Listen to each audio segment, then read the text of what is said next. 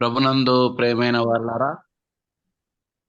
యేసుక్రీస్తు నామములో చేరి వచ్చిన ప్రతి ఒక్కరికి కూడా రక్షకుడు ప్రభు అయిన యేసుక్రీస్తు నామమున ఈ ఉదయకాలంలో శుభవందనములు తెలియజేస్తున్నాము. ప్రభునందు ప్రేమైనటువంటి వాళ్ళారా, ఈరోజు ప్రభుదినం కనుక మనమందరము దేవుని సన్నిధానములోకి చేరి ఇలాగూ కలుసుకొని కూడుకొని రావటం ఎంతైనా ఆశీర్వాదకరము. ఉదయకాలంలో నీతిమంతుని జ్ఞాపకం చేసుకునుట ఆశీర్వాదకరము. ప్రపంచము దేనైతే జయించలేకపోయిందో దాన్ని జయించిన మరణం మరణం అనేటువంటి మహమ్మారి కోరలు విరిచివేసిన విజయవీరుని జ్ఞాపకం చేసుకునుట ఎంతైనా దీవెనకరం ఆశీర్వాదకరం. ప్రియమైనటువంటి వాళ్ళరా, ప్రారంభ స్థుతులు ప్రేరేపణ కలిగినటువంటి ఒక సహోదరుడు ప్రారంభ స్థుతులు చెల్లించండి. స్థుతులకు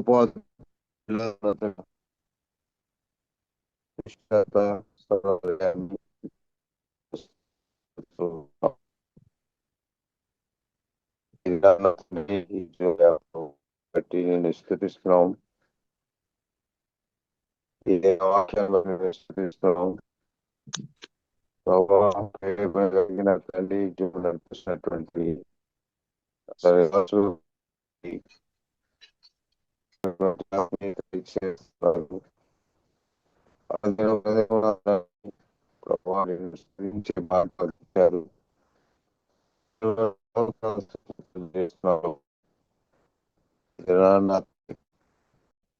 స్థుతించి ప్రార్థన చేస్తున్నాం మా పరమ తండ్రి. ఆమేన్. ప్రభునందు ప్రేమైనటువంటి వాళ్ళరా, ఇప్పుడు ఆరాధన పాట గాని స్తుతి పాట గాని శిలువ ధ్యానము గాని మన మధ్యలో దేవుని దాసులు ఆనంద్ మన మధ్యలో ఉన్నాడు.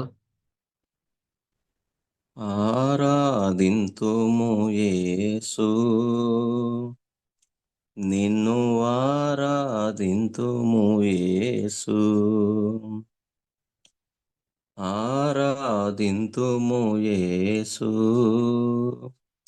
నిన్ను ఆరాధింతుము యేసు, ఆత్మతోను సత్యముతోను, ఆత్మతోను సత్యముతోను నిన్ను మేము మనసారా కీర్తింతుమయ్యా, నిన్ను మేము మనసారా కీర్తింతుమయ్యా, ఆరాధింతుము యేసు, నిన్ను ఆరాధింతుము యేసు, ఆరాధింతుము యేసు, నిన్ను ఆరాధింతుము యేసు. మహిలో వెలసిన మహనీయునికి నూతన గీతము పాడెదము, మహిలో వెలసిన మహనీయునికి నూతన గీతము పాడెదము, రాజుల రాజా యేసు ప్రభువా, రాజుల రాజా యేసు ప్రభువా, నిన్ను మేము మనసారా కీర్తింతుమయ్యా, నిన్ను మేము మనసారా కీర్తింతుమయ్యా, ఆరాధింతుము యేసు, నిన్ను ఆరాధింతుము యేసు, ఆరాధింతుము యేసు, నిన్ను ఆరాధింతుము యేసు. ఆరాధన పాట పాడిన ఆనందరాజన్నకు ప్రభు అయినటువంటి యేసుక్రీస్తు నామమున వందనములు తెలియజేస్తూ ఉన్నాము. మరి ఈ సందర్భంలో మరి సమయంలో ఆరాధన తలంపులు అలాగనే వాక్య పరిచర్య చేయడానికి మన మధ్యలో ఉన్న దేవుని దాసులు సాలేమరాజన్న నెల్లూరు నుంచి ఉన్నాడు. మరి సమయంలో మరి 10 నిమిషాలు 15 నిమిషాలు ఆరాధన తలంపులు అందిస్తాడు. మనం విని మేలు పొందుదాం. మన ఆరాధనలో భాగంగా దేవుని పరిశుద్ధ గ్రంథంలో నుండి లూకాసు వార్త 15వ అధ్యాయం. లూకాసు వార్త 15వ అధ్యాయం 20వ వచనమును చదువుకుందాం. దయచేసి గమనించండి. లూకాసు వార్త 15:20 చదువుతున్నాను. వాడింకా దూరముగా ఉన్నప్పుడు తండ్రి వానిని చూచి కనికరపడి పరుగెత్తి వాని మెడ మీద పడి ముద్దు పెట్టుకొనెను. దేవుడు ఈ కొద్ది మాటలను మన ఆరాధన కొరకు సహాయకరంగా దీవించునుగాక. మన రక్షకుడైన యేసుక్రీస్తు ప్రభువు వారిని ఆరాధించుటకు సిద్ధపడిన విశ్వాసులారా, చదవబడిన ఈ వాక్య భాగమును మనం గమనించినప్పుడు ఈ వాక్య భాగం తప్పిపోయిన కుమారుడు ఉపమానములోనిది. లూకాసు వార్త 15వ అధ్యాయంలో 3 ఉపమానాలు ఉంటాయి. ఒకటి తప్పిపోయినటువంటి గొర్రె, రెండవది పోగొట్టుకొనిన వెండి నాణెం, మూడవది తప్పిపోయిన కుమారుడు. తప్పిపోయిన కుమారుని ఉపమానం మనం చూచినప్పుడు తండ్రికి 2 కుమారులు ఉన్నారు. చిన్న కుమారుడు ఆస్తిలో తన భాగమును తండ్రిని అడిగినప్పుడు తండ్రి ఆ భాగమును ఇవ్వగా అతడు దూరదేశమునకు వెళ్ళాడు, దుర్వ్యాపారం చేశాడు. దుష్ట సాంగత్యం వలన దురవస్థను కొని తెచ్చుకున్నాడు. తండ్రి ఇల్లు జ్ఞాపకానికి వచ్చింది, బుద్ధి వచ్చింది. తండ్రి ఇంటికి తిరిగి ప్రయాణమయ్యాడు. దూరమున ఉండగా తండ్రి అతన్ని చూచి గుర్తించి పరిగెత్తుకుంటూ వెళ్ళి మెడ మీద పడి ముద్దు పెట్టుకొని వెంటనే అతని ఇంటికి తీసుకుని వచ్చి ప్రశస్త వస్త్రమును తొడిగించి ఉంగరం పెట్టి చెప్పులు తొడిగించి గొప్ప విందు చేసినట్లుగా మనం చూస్తున్నాం. ఈ యొక్క ఉపమానములో 2 ప్రాముఖ్యమైనటువంటి సాదృశ్యాలు ఉన్నాయి. ఒకటి, ఆ కుమారుడు ఎవరు, రెండవది ఆ తండ్రి ఎవరు. ఆ కుమారుడు ఎవరో కాదు, మానవుడే. తండ్రి మన దేవుడు. లూకాసు వార్తలో ఒక మాట మనం చదువుకొని ముందుకెళ్దాం. 3వ అధ్యాయం 38వ వచనం. కేయినాను ఎనోషుకు, ఎనోషు షేతుకు, షేతు ఆదాముకు, ఆదాము దేవునికి కుమారుడు. మన తండ్రిగా ఇక్కడ దేవుడు కనిపిస్తూ ఉన్నారు. ఆయన కుమారుడుగా మానవుడు అనగా మూలపితరుడైన ఆదాము కనిపిస్తూ ఉన్నాడు. దూరము ఏ విధంగా వచ్చిందంటే ఆదికాండం 3వ అధ్యాయంలో దేవుని ఆజ్ఞను అతిక్రమించి మానవుడు పాపము చేయగా దేవుని యొక్క మహిమను మానవుడు కోల్పోయాడు. ఏదేను తోట నుండి మానవుడు గెంటివేయబడ్డాడు. దేవుని యొక్క సహవాసము నుండి ప్రత్యక్షంగా మానవుడు తోలివేయబడటానికి ఆ దూరం అనేది పాపము ద్వారా వచ్చినట్లుగా మనం చూస్తున్నాం. అయితే ఈ రోజున మన ప్రభువుకున్నటువంటి గుణలక్షణాలను జ్ఞాపకం చేసుకునే క్రమంలో ఆయన ఏమై ఉన్నాడో మనం జ్ఞాపకం చేసుకొనొచ్చు ఆరాధనలో సాగిపోతాం. ప్రతి ప్రభు దినం ఆయన ఏమై ఉన్నాడు మనం జ్ఞాపకం చేసుకొనొచ్చు ఆరాధనలో సాగిపోతాం. అయితే ఈ రోజున మన ప్రభువుకున్నటువంటి ఒక ప్రత్యేకమైనటువంటి గుణలక్షణం లూకాసు వార్త 15:20లో చదువుకున్నాం. అదేంటంటే వాడింకా దూరముగా ఉన్నప్పుడు తండ్రి వానిని చూచి కనికరపడి. కనికరము కలిగినటువంటి ప్రభువును ఉదయకాల సమయంలో ప్రభు దినాన మనం జ్ఞాపకం చేసుకుందాం. కనికరము కలిగిన ప్రభు. ఇంగ్లీష్లో అయితే ఫుల్ ఆఫ్ కంపాషన్ అని NIV వర్షన్లో రాయబడి ఉంటుంది. Hour God is a God of compassion. మన ప్రభువు కనికరము కలిగినటువంటి దేవుడు. అలాగైతే ఆయన కనికరము కలిగిన వాడని చూస్తున్నాం. ఆయన కనికరము వలన మానవునికి ఏమి లభించింది, ఆ విషయాలను జ్ఞాపకం చేసుకొని దాని విషయంలో కృతజ్ఞత కలిగి మన ప్రభువును ఆరాధిద్దాం. ఆయన కనికరము మొదటిగా మనం చూచినప్పుడు ఇక్కడ కుమారుడు తిరిగి తండ్రి ఇంటికి వచ్చినప్పుడు, కుమారుడు దూరంగా ఉన్నప్పుడు తండ్రి వానిని చూచి కనికరపడి అనే మాటను చూస్తున్నాం.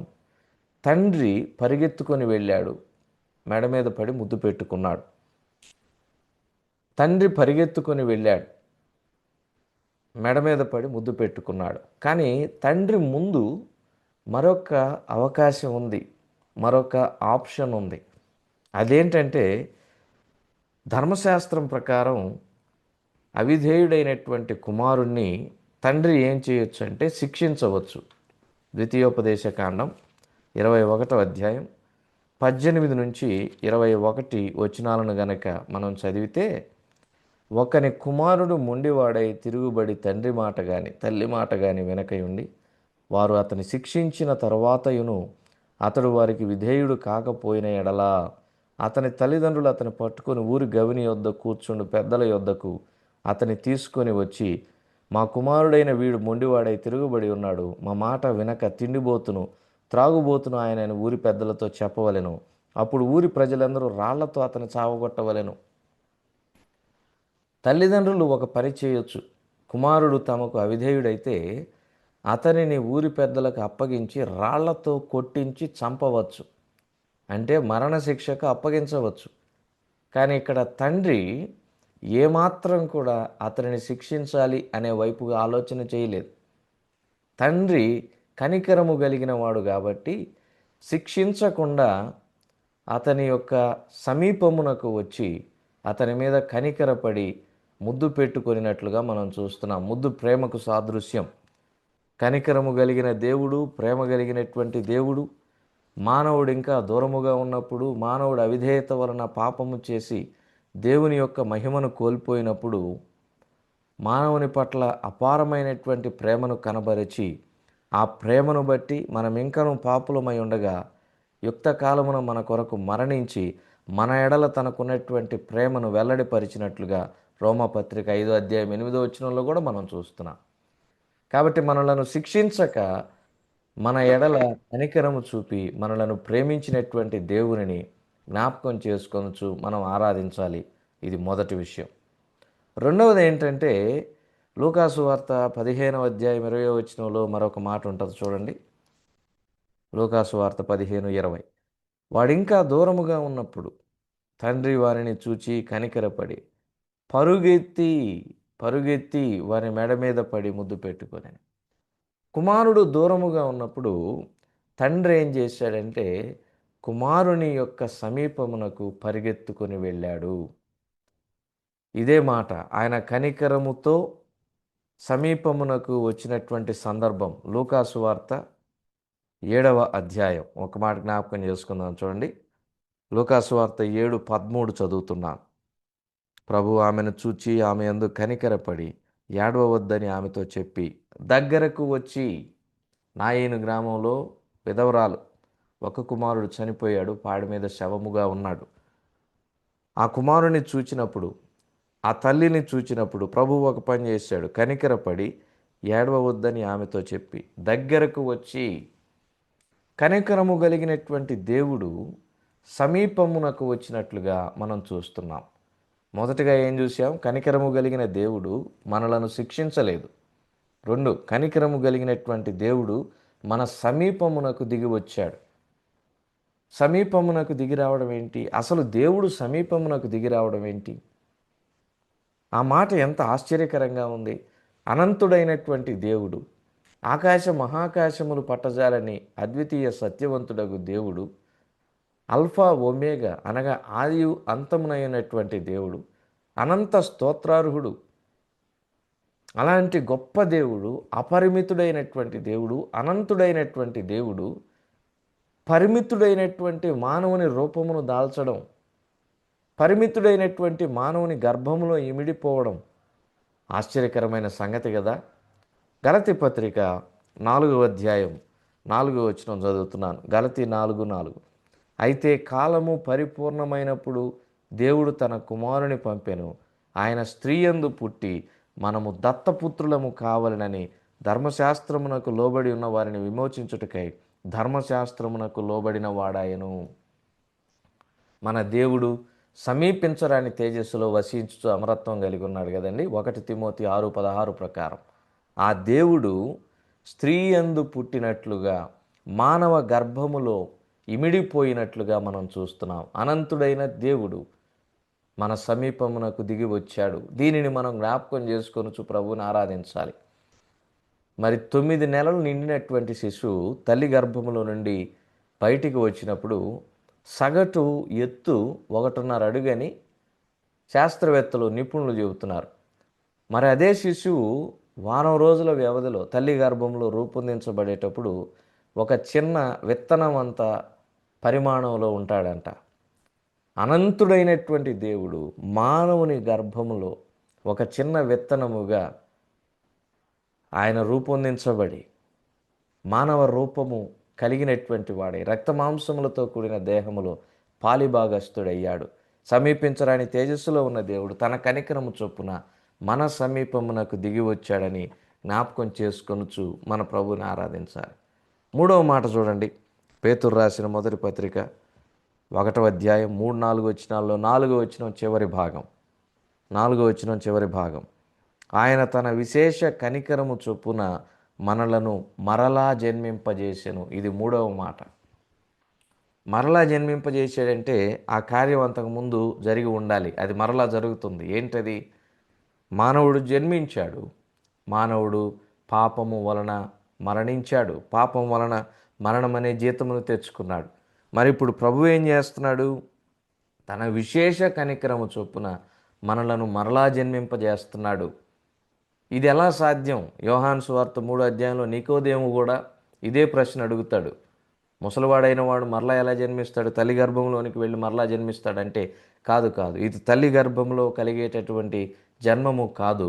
ఎఫెసీ పత్రిక 2వ అధ్యాయం 1వ వచనం దీని గురించి చెబుతుంది.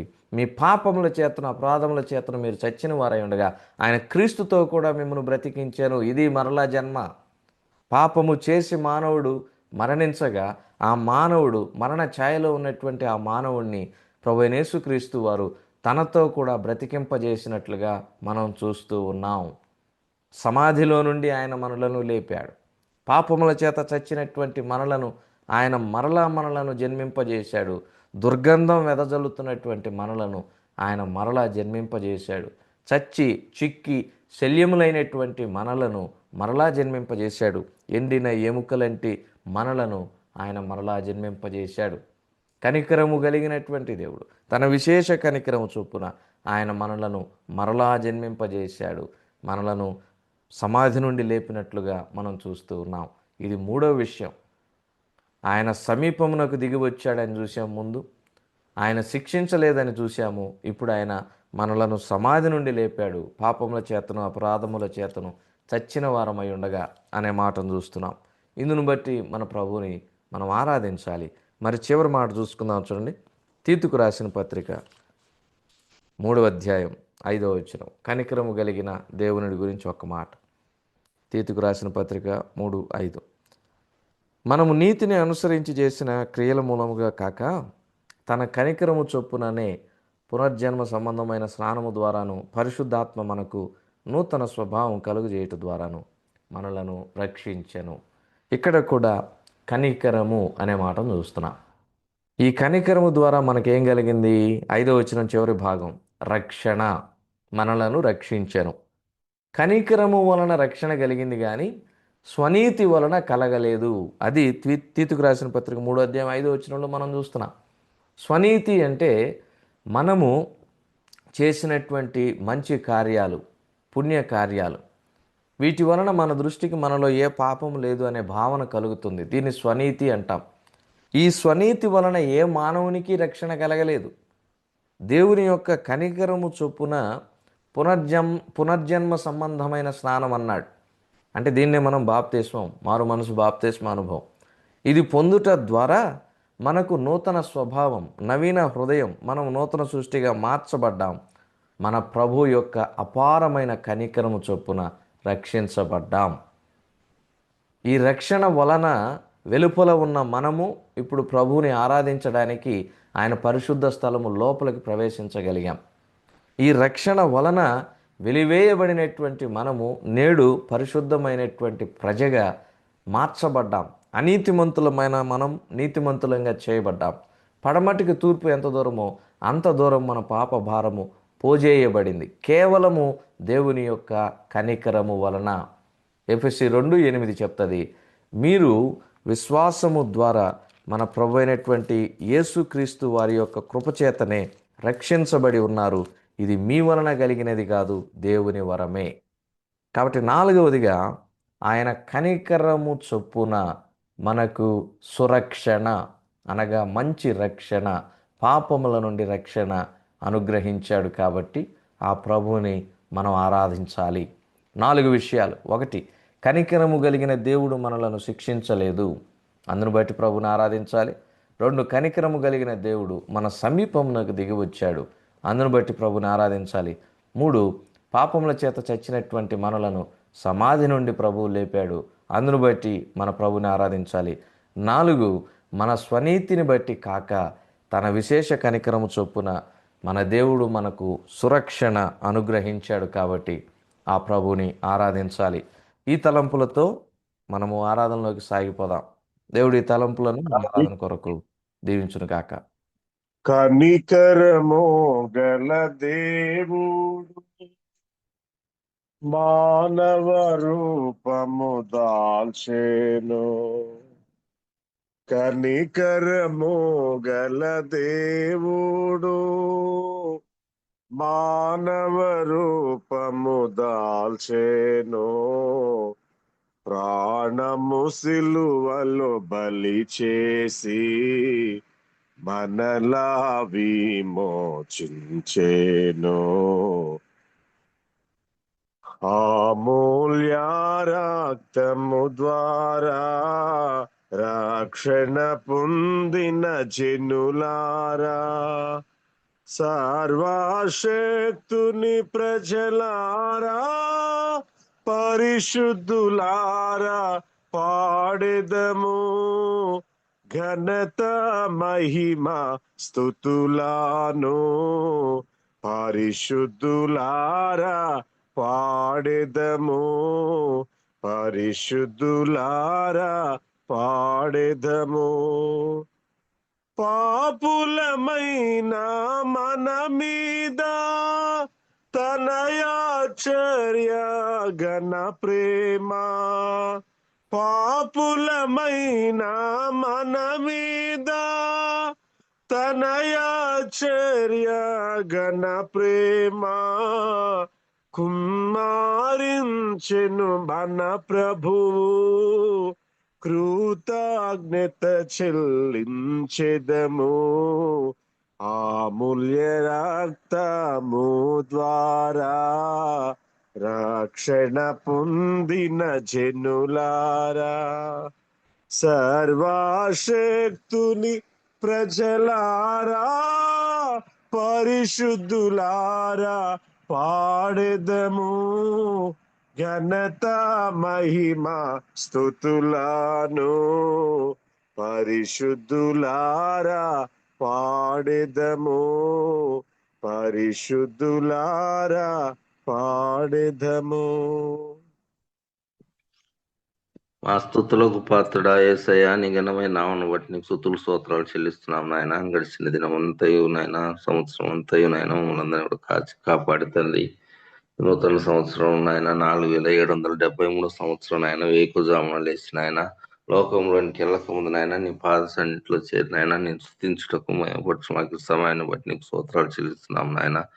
ఇదిగో నాయన మేము ఏ యోగ్యత ఏ అర్హత లేని మమ్మల్ని ఆయన ప్రేమించి మీ కుమారులుగా మీరు చేసుకున్న విధానాన్ని బట్టి మీకు స్తోత్రాలు చెల్లిస్తున్నాం నాయన. ఇదిగో నాయన పరలో వేల దూతల మధ్య పరిశుద్ధుడు పరిశుద్ధుడు కొన్ని ఆడపడుతున్నాం. మీరు నాయన దేవుని స్వరూపం ధరించి ఈ లోకానికి వచ్చిన ఆయన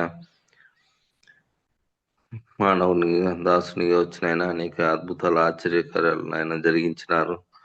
ఆ కలవర్షిలో నాయన ప్రాణాలు పెట్టినారు తండ్రి. అంతేగా నాయన 3 మేకుల మధ్య నాయన వేలాడి తీయబడినారు నాయన. ఇదిగో నాయన మీరు పొందిన దెబ్బలతో మాకు స్వస్థత ఇచ్చినారు. మీరు కాచి నిలువైన అమూల్యమైన రక్తంతో మమ్మల్ని పవిత్రులుగా చేసినారు. అందుని బట్టి స్తోత్రాలు చెల్లిస్తున్నాను నాయన. ఇస్తున్నాము తండ్రి. ఆమేన్. ఆరాధన పాట పాడిన మరియదాసనకు అలాగనే స్తుతులు చెల్లించిన శేఖర్ బాబుకు వందనములు తెలియజేస్తున్నాము. ఇప్పుడు వాక్యమును మనం విందాం. ప్రేమైనటువంటి వాళ్ళరా, సాలేం రాజన్న మన మధ్యలో ఉన్నాడు. ఇంతవరకు ఆరాధన తలంపులు మంచి ఆరాధన తలంపులు అందించాడు. ఇప్పుడు దేవుని వాక్యాన్ని అందిస్తాడు. మనం విని మేలు పొందాం. ప్రియమైనటువంటి వాళ్ళారా, బ్రదర్ క్లోజింగ్ టైం కొంచెం చెప్తారన్నా? అదే 6:10, 6:15.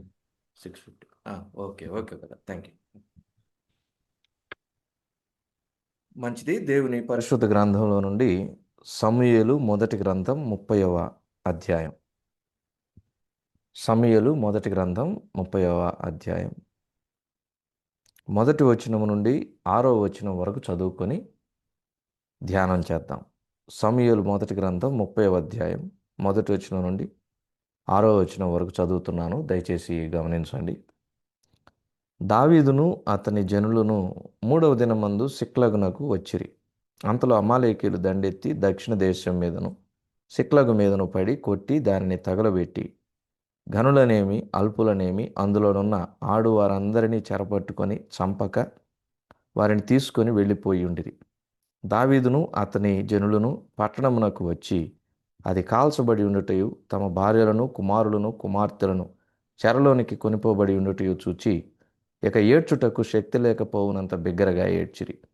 యజ్రెయేలీయురాలైన అహీనోయము, కర్మేలీయుడైన నాబాలు భార్య అయిన అబీగయిలు అను దావీదు 2 భార్యలను చెరలోనికి కొనిపోబడగా చూచి దావీదు మిక్కిలి దుఃఖపడెను. మరియు తమ తమ కుమారులను బట్టి కుమార్తెలను బట్టి జనులకందరికీ ప్రాణం విసిగినందున రాళ్ళు రువి దావీదును చంపుదాం రండని వారు చెప్పుకొనగా దావీదు తన దేవుడైన యెహోవాను బట్టి ధైర్యము తెచ్చుకొనెను. దేవుడి కొద్ది మాటలను మన కొరకు దీవించునుగాక. ప్రభు సహాయం కొరకు చిన్న మాట ప్రార్థన చేసుకుందాం. వాక్యమైన దేవ, మీ గణనామమునకు స్తోత్రములు. మీ నామం అంతటి కంటే మీరు ఇచ్చిన వాక్యం గొప్ప చేసి ఉన్నారన్న మాటను బట్టి మిమ్మల్ని స్తుతిస్తున్నాం. ఇంతవరకు ఆరాధన తలంపుల విషయంలో మీరు చూపినటువంటి కృపకై స్తోత్రాలు. మా ప్రభువా, మా ప్రభు దినమందు ఉదయమే లేచి మీ నామ సంకీర్తన చేసి కనికరము కలిగినటువంటి మిమ్మును మేము జ్ఞాపకం చేసుకుంటకి ఇచ్చిన అమూల్యమైన సమయమునకై సహవాసానికై స్తోత్రాలు. మీ దీనదాసుడు మీ పక్షమున మీ మాటలను వినిపించుటకు సిద్ధపడి నిలవబడి ఉండగా మీ సిలువ చాటును మరుగుపరిచి మా హృదయమునకు ఏ మాటలు అవసరమో ఆ మాటలను వినిపింపచేసి మాతో మీరు మాట్లాడమని మీ సన్నిధిలో ప్రాధేయపడుతున్నాం. ఏ హృదయమునకు ఏ మాటలు అవసరమో ఆ మాటలను వినిపింపచేయమని వేడుకుంటున్నాం. నాయన, మా లోపములను మేము తెలుసుకొని ఏ విషయంలో తప్పిపోతున్నామో దాని విషయమై సరిచేయబడినట్లుగా మీ వాక్యం చేత మమ్మను సంధించమని మా రక్షకుడైన యేసుక్రీస్తు ప్రభువు వారి అతి పరిశుద్ధమైన నామంలో ఈ మనలను ప్రార్థించి బ్రతిమలాడి అడిగి వేడుకొంచున్నాము తండ్రి, ఆమేన్. ప్రభునందు ప్రియమైన సహోదర సహోదరులారా, చదవబడిన ఈ వాక్య భాగమును మనము గమనించినప్పుడు దావీదు సిక్లగులో ఉన్నాడు. సంవత్సరం మీద 6 నెలలు దావీదు దాదాపుగా సిక్లగులో ఉన్నట్లుగా మనం చూస్తూ ఉన్నాం. సంవత్సరం మీద 4 నెలలు అంటే దాదాపుగా 16 నెలలు. 1 సమూయేలు 27:7 చదివితే దావీదు ఫిలిష్తీయుల దేశంలో కాపురం ఉండిన కాలమంతా 1 సంవత్సరం 4 నెలలు అనే మాటను మనం చూస్తున్నాం. అంటే దాదాపుగా 16 నెలల కాలం దావీదు ఫిలిష్తీయుల దేశంలో ఉన్నాడు. కారణం ఏంటంటే సౌలు తనను తరుముతూ ఉన్నాడు. దావీదును చంపాలి అనే ఉద్దేశంతో సౌలు ఉన్నాడు కాబట్టి దావీదు ఇశ్రాయేలీల దేశం యొక్క సరిహద్దులలో నుండి ఫిలిష్తీయుల దేశానికి వెళ్ళిపోయాడు. అక్కడ గాతు రాజు అయినటువంటి ఆకీషును ఆశ్రయించాడు. వాస్తవానికి గాతు వాడైనటువంటి గొలియాతును దావీదు చంపాడు. మొదట్లో దావీదు విషయమై ఆకీషు మరియు గాతు వారందరూ కూడా భయపడ్డారు. కానీ దావీదు ఆకీషు రాజున వద్ద ఉన్నటువంటి ఆ 16 నెలలు ఎంతో నమ్మకంగా ఉన్నాడు. కాబట్టి శత్రువు అయినటువంటి ఆకీషు, గాతు, ఫిలిష్తీయులందరూ కూడా దావీదు పైన ఎంతో నమ్మకం కలిగి ఉన్నారు. దావీదు పరదేశములో కూడా మంచి సాక్ష్యమును సంపాదించుకున్నాడు. మరి ఫిలిష్తీయుల వెంట యుద్ధం చేయడానికి ఇశ్రాయేలీలతో ఫిలిష్తీయులు యుద్ధం చేయడానికి బయలుదేరినప్పుడు ఫిలిష్తీయుల వెనుక దావీదు తన జనులతో కూడా మరి ప్రయాణమై వచ్చినప్పుడు ఫిలిష్తీయుల సర్దారులు దావీదు మనతో యుద్ధంకు రావడానికి వీల్లేదు, అతనిని మన దండులో చేర్చుకోము అని చెప్పగా, ఆకీషు అంటే గాతురాజైన ఆకీషు దావీదు గురించి ఎంత మంచి సాక్ష్యం ఇస్తున్నాడో చూడండి. 1 సమూయేలు 29:6 చదువుతున్నాను. 1 సమూయేలు 29:6. కాబట్టి ఆకీషు దావీదును పిలిచి, యెహోవా జీవము తోడు, నీవు నిజముగా యథార్థపరుడవై ఉన్నావు. పరదేశములో శత్రురాజు దగ్గర దావీదు సంపాదించిన సాక్ష్యం అండి ఇది. చూడండి 6వ వచనం. యెహోవా జీవము తోడు, నీవు నిజముగా యథార్థపరుడవై ఉన్నావు. దండులో నీవు నాతో కూడా సంచరించుట నా దృష్టికి అనుకూలమే. నీవు నా యొద్దకు వచ్చిన దినము నుండి నేటి వరకు నీ యందు ఏ దోషమును నాకు కనబడలేదు. ఒక శత్రురాజు దగ్గర దావీదు సంపాదించిన సాక్ష్యం మనకందరికీ ఆదర్శం. వాక్యం సెలవిస్తుంది, ఒకని ప్రవర్తన యెహోవాకు ప్రీతికరమగునప్పుడు ఆయన వాని శత్రువును సహా వానికి మిత్రువుగా చేయును. ఇక్కడ దావీదు ప్రవర్తన దేవునికి ప్రీతికరంగా ఉంది కాబట్టి ఫిలిష్తీల రాజైన ఆకీషు దావీదు యొక్క ప్రవర్తన తనకెంతో ప్రీతికరమైనదిగా, దావీదు ఒక యథార్థపరుడుగా, నమ్మకస్తుడుగా, ఏ కపటము దోషము లేనివాడుగా తన యొద్ద ఉన్నట్లుగా ఆకీషు రాజే దావీదును గురించి సాక్ష్యం ఇస్తూ ఉన్నాడు. మరి ఇప్పుడు సైన్యములో ఫిలిష్తీల సర్దారులు దావీదును చేర్చుకోవడానికి ఇష్టపడలేదు. ఫిలిష్తీలకేమో ఇశ్రాయేలీలతో మంచి యుద్ధం ఉంది. ఇశ్రాయేలీల యొక్క రాజ్యాన్ని నడిపిస్తున్నటువంటి రాజు సౌలు ఒక ప్రక్క ఉన్నాడు, మరి ఫిలిష్తీలు మరొక ప్రక్క ఉన్నారు. దావీదునేమో యుద్ధంలో చేర్చుకోలేదు. దావీదును వెనక్కి తిరిగి వెళ్ళిపోమని ఆకీషు చెప్పాడు. కాబట్టి దావీదు వెనక్కి తిరిగి తాను ఉంటున్నటువంటి సిక్లగునకు వచ్చాడు. వాస్తవానికి ఈ సిక్లగు ప్రాంతం దావీదు అతని జనులైనటువంటి 600 మందికి గాతురాజైన ఆకీషు ద్వారా ఇవ్వబడినటువంటి ప్రాంతం.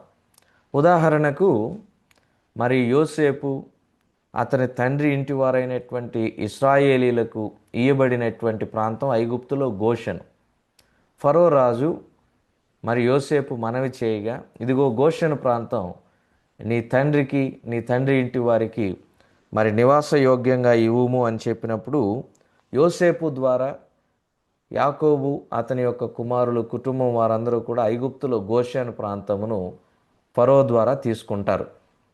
అలాగే ఇక్కడ కూడా గాతురాజైన ఆకీషు ద్వారా దావీదు అతని జనులు సిక్లగు ప్రాంతమును తీసుకుంటారు. సిక్లగు ప్రాంతంలో నివాసం ఉంటారు. ఈ సిక్లగు ప్రాంతమునకు దావీదు వచ్చినప్పుడు ఒక పని జరుగుతుంది. అదేంటంటే అమాలేకీయులు వచ్చి దావీదు యొక్క పక్షపు వారందరినీ కూడా, అంటే దావీదు యొక్క 2 భార్యలు, దావీదుతో కూడా ఉన్నటువంటి వారందరి యొక్క భార్యలు, కుమారులు, కుమార్తెలందరినీ కూడా చెరపట్టుకొని తీసుకొని వెళతారు. అప్పటికి దావీదుకు ఇంకా మరి సంతానం లేదు, అంటే కుమారులు లేరు, 2 భార్యలు మాత్రమే ఉన్నారు. వారెవరు అనే విషయాన్ని మనం చూసినప్పుడు ఒక భార్య పేరు అహీనోయము, ఇంకొక భార్య పేరు అబీగయీలు అనే విషయాన్ని మనం చూస్తున్నాం. వీరు కాకుండా దావీదుకి ఇంకా బహుమంది భార్యలు, బహుమంది సంతానం ఉన్నారు. ఆ వివరాలు సమూయేలు 2వ గ్రంథం 3వ అధ్యాయం 1 నుంచి 5 వచనాలు చదివితే మనకు అర్థమవుతుంది. మిగిలినటువంటి వారందరూ కూడా దావీదుకు హెబ్రోన్లో కలిగారు. దావీదు రాజు అయిన తర్వాత హెబ్రోన్లో 7 సంవత్సరం మీద 6 నెలలు, అంటే 7.5 సంవత్సరం పరిపాలించాడు. ఆ హెబ్రోన్లో ఉన్నటువంటి కాలంలో దావీదుకు 6 మంది కుమారులు ఉన్నట్లుగా, బహుమంది భార్యలు ఉన్నట్లుగా మనం చరిత్రలో చూస్తాం. అయితే ఆ సమయానికి, అంటే సిక్లగులో దావీదు ఉన్నటువంటి సమయానికి అమాలేకీయులు వచ్చి దావీదు ప్రజలను చెరపట్టుకొని వెళ్ళేటటువంటి సమయానికి దావీదుకి 2 భార్యలు ఉన్నారు. అతని పక్షపు వారికి ఉన్నటువంటి పిల్లలను, భార్యలను అందరినీ కూడా అమాలేకీయులు చెరపట్టుకొని వెళ్ళారు. ఫిలిష్తీల దండు నుంచి దావీదు సిక్లగు వచ్చి చూచినప్పుడు ఆ ప్రాంతం అంతా కూడా చెల్లా చెదురైపోయింది. గుడారాలన్నీ కూడా చెల్లా చెదురైపోయి ఉన్నాయి. ఏంది పరిస్థితి అని ఆలోచన చేసినప్పుడు ఇక భార్యలు లేరు, పిల్లలు లేరు, ప్రాంతమంతా కూడా చల్లా చెదురుగా ఉండిపోయింది. సొంత వారిని దూరం చేసుకున్నారు, చెరకు వెళ్ళారని అర్థమైంది. ఒక ప్రక్కేమో ఫిలిష్తీలు తనను దండులో చేర్చుకోలేదు, మరొక ప్రక్కేమో సొంత వారిని, భార్యలను శత్రువులు వచ్చి, అమాలేకీయులు వచ్చి చెరకు పట్టుకొని తీసుకుని వెళ్ళిపోయారు. ఈ అమాలేకీయులు భయంకరమైనటువంటి క్రూరమైన స్వభావం కలిగిన వారు, అల్లరితనం కలిగినటువంటి వారు. ఇలాంటి వారు వచ్చి తన ప్రజలను తీసుకుని వెళ్ళిపోయినప్పుడు దావీదు పరిస్థితి ఎలాగుందో తెలుసా? ఒక మాట చూడండి. 1 సమూయేలు 30:3 దావీదును అతని జనులను పట్టణమునకు వచ్చి అది కాల్చబడి ఉండుటయు, తమ భార్యలను కుమారులను కుమార్తెను చెరలోనికి కొనిపోబడి ఉండుటయు చూచి ఇక ఏడ్చుటకు శక్తి లేకపోవునంత బిగ్గరగా ఏడ్చిరి. ఇది పరిస్థితి ప్రతికూలంగా మారిపోయింది. ఇక ఏడ్చుటకు శక్తి లేదు. ప్రాంతమంతా కాల్చబడి ఉంది. చెరకు కొనిపోబడ్డారు దావీదు యొక్క కుటుంబపు వారు, భార్యలు, అతని పక్షపు వారి పిల్లలు, భార్యలు అందరూ కూడా. ఇక ఏడవటానికి శక్తి లేనంత బిగ్గరగా దావీదు, అతని జనులు ఏడుస్తున్నట్లుగా మనం చూస్తున్నాం. పరిస్థితులు ప్రతికూలంగా ఉన్నాయి. రెండవది మీరు చూడండి, 6వ వచనం. దావీదు మిక్కిలి దుఃఖపడెను, మరియు తమ తమ కుమారులను బట్టి కుమార్తెలను బట్టి జనులకు అందరికీ ప్రాణం విసిగినందున రాళ్ళు రువ్వి దావీదును చంపుదము రండని వారు చెప్పుకొనగా. పరిస్థితులు ప్రతికూలంగా ఉన్నాయి, మరియు మనుషులు కూడా దావీదుకు ప్రతికూలంగా మారిపోయారు. ఒక ప్రక్క పరిస్థితులు, మరొక ప్రక్క మనుష్యులు. ఇవన్నీ కూడా దావీదుకు ప్రతికూలంగా ఉన్నాయి. ప్రభునందు ప్రియమైన వారలారా, సంకట సమయంలో ఉన్నాడు దావీదు. ఎటు పోయినా కూడా దావీదు పరిస్థితి మరి ఎలాగుందంటే అన్ని దారులు మూసుకొని పోయినటువంటి పరిస్థితిగా ఉంది.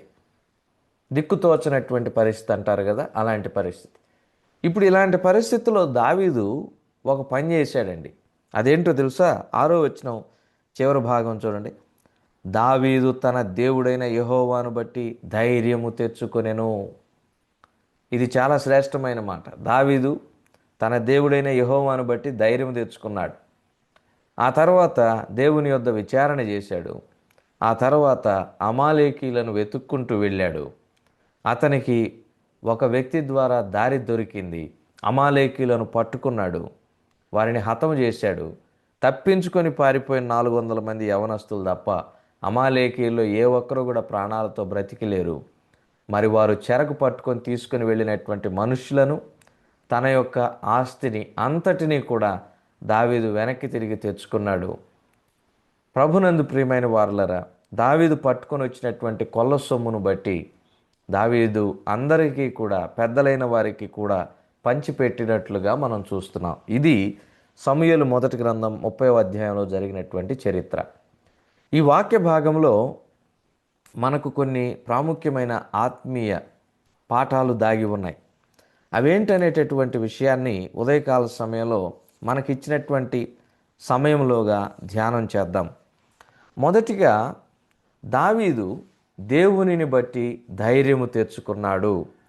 ప్రభునందు ప్రియమైన సహోదర సహోదరులారా, దావీదు తన యొక్క దేవునిని బట్టి ధైర్యము తెచ్చుకున్నాడు.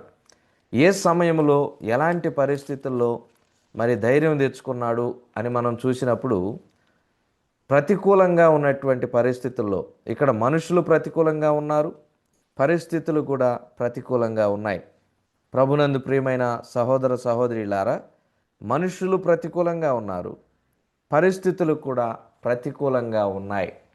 ప్రతికూలమైన పరిస్థితుల్లో మనము దేవునిని బట్టి ధైర్యం తెచ్చుకోవాలి. ఇది మొదటి విషయం. దేవుని కృప వలన, దేవుని యొక్క సహాయం వలన దావీదు శత్రువులను జయించగలిగాడు. అయితే అంతకంటే ముందుగా అతడు తన యొక్క దేవునిని బట్టి ధైర్యం తెచ్చుకున్నాడు. ఒక్కొక్కసారి మనము దేవుని యొక్క పనిలో, దేవుని యొక్క సేవలో ఉంటూ ఉన్నప్పుడు పరిస్థితులు మనకు ప్రతికూలంగా మారిపోతాయి, మనుషులు మనకు ప్రతికూలంగా మారిపోతారు. అన్ని విధాలా మనం చూచినప్పుడు బంధించబడినటువంటి పరిస్థితిలో ఉంటాం. అన్ని దారులు మూసుకొని పోతాయి, ఏ అనుకూలత కూడా మనకు కనబడదు. అయితే ఆ సమయంలో ముందుకు ఎలా సాగాలి అని మనం చూచినప్పుడు మన దేవునిని బట్టి మనం ధైర్యం తెచ్చుకునే వాళ్ళంగా ఉండాలి. చూడండి, సహాయకరంగా ఒక మాట జ్ఞాపకం చేసుకుందాం. దేవుని పరిశుద్ధ గ్రంథంలో నుండి హగ్గయి గ్రంథం 2వ అధ్యాయం 4వ వచనం. హగ్గయి గ్రంథం 2వ అధ్యాయం 4వ వచనం చదువుతున్నా. అయినను యెహోవా ఆజ్ఞ ఇచ్చునదేమనగా, జెరుబ్బాబెలు ధైర్యము తెచ్చుకొమ్ము. ప్రధాన యాజకుడగు యెహోజాదాకు కుమారుడవైన యెహోషువ ధైర్యము తెచ్చుకొమ్ము. దేశములోనున్న సమస్త జనులారా ధైర్యము తెచ్చుకొని పని జరిగించుడి. దేవుడు ప్రకటిస్తున్నటువంటి మాట, జెరుబ్బాబెలు ధైర్యము తెచ్చుకో, యెహోషువ ధైర్యము తెచ్చుకో, ధైర్యము తెచ్చుకొని పని జరిగించు. ఇది ఎంత కష్టతరమైనటువంటి పని. ఏంటా పని? 1వ అధ్యాయంలో చెబుతూ ఉన్నాడు. దేవుని యొక్క మందిరము పాడైపోయి ఉంది. జనులు ఎలాగున్నారంటే సరంబి వేసినటువంటి ఇళ్లలో సంతోషిస్తూ ఉన్నారు, ఆనందిస్తూ ఉన్నారు. మందిరమేమో పాడైపోయింది, శిథిలావస్థలో ఉంది. ప్రాకారములు కూల్చబడ్డాయి, గుమ్మములు కాల్చబడ్డాయి. పని చాలా కఠినతరంగా ఉంది, కష్టతరంగా ఉంది. ఈ సమయంలో దేవుడు అంటూ ఉన్నాడు, సరంబి వేసినటువంటి ఇళ్లలో ఆనందిస్తున్నారు, కానీ దేవుని పని చేయాలనే భారం కలిగినటువంటి యెహోషువ, జెరుబ్బాబెలు, నువ్వు ధైర్యం తెచ్చుకొని పని జరిగించు. పని మిక్కిలి గొప్పది. వెక్కిరించేటటువంటి సన్బలటు, టోబియా, గెషములు ఉంటారు. అడ్డుకునేటటువంటి సన్బలటు, టోబియా, గెషములు ఉంటారు. కలిసి రానటువంటి సన్బలటు, టోబియా, గెషములు ఉంటారు. ఐక్యతను పాడు చేయాలని, సమాధానమును దెబ్బతీయాలని, సంఘమును చీల్చాలని, విచ్ఛిన్నం చేయాలని, పనిని పాడు చేయాలని, ముందుకు సాగనివ్వకుండా అడ్డుకునేటటువంటి పరిస్థితులైనా మనుష్యులైనా నువ్వు ధైర్యము తెచ్చుకొని పని జరిగించు. నిరాశలో, నిస్పృహలో, నిరుత్సాహంలో కూరుకొని పోయి ఉండవద్దు. ధైర్యం తెచ్చుకొని పని జరిగించు. దావీదును చూచినప్పుడు తన పక్షపు వారే అతనిని రాళ్ళు రువి చంపాలని వ్యతిరేకంగా లేచినట్లుగా మనం చూస్తున్నాం. ఒక ప్రక్క పరిస్థితులు, మరొక ప్రక్క మనుష్యులు ప్రతికూలంగా మారిపోయినప్పుడు ఇక చేయడానికి ఏమి దిక్కుతోచని పరిస్థితుల్లో, ఏడవడానికి శక్తి లేనంత బిగ్గరగా అప్పటికే ఏడ్చి ఉన్నారు, దుఃఖములో ఉన్నారు. ఆ సమయంలో దావీదు తన యొక్క దేవునిని బట్టి ధైర్యం తెచ్చుకున్నట్లుగా మనం చూస్తున్నాం. ప్రభునందు ప్రియమైన సహోదర సహోదరులారా, దయచేసి ఆలోచన చేయండి. ఇలాంటి ఒక పరిస్థితి మనము ఒక దగ్గర చూస్తాం. ఆ సందర్భాన్ని జ్ఞాపకం చేసుకుందాం. చూడండి, దేవుని పరిశుద్ధ గ్రంథంలో